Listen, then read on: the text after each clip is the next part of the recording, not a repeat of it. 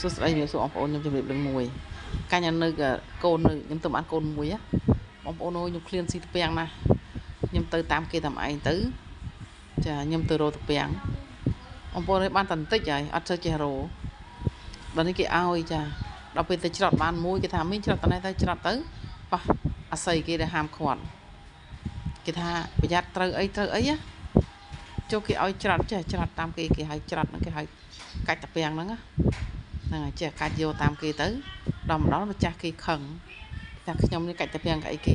ការពិតអាគេទៅជាមួយនឹងគេឲ្យកាច់ខ្ញុំក៏អត់ដឹងដែរឃ្លានស៊ីដល់ពេលថ្ងៃក្រោយទៀតគេបបួលទៀតគេប្រាប់ទៅកាច់ទៅខ្ញុំអត់កាច់ទេដល់ពេលបានតែបន្តិចហ្នឹងគេឲ្យហ្នឹងហើយសោះទាំងទៅស្អីទៅសិនឲ្យគ្នាដែរហ្នឹងហើយនៅពីក្មេងចាឃ្លានស៊ីតាពាំងដល់ពេលឥឡូវនេះសាពាំងសម្បូរហូបអត់សូវកើតទេយើងចាស់ជឿដៃជឿជើងឆាជឿកាពះគួរស្ដាយ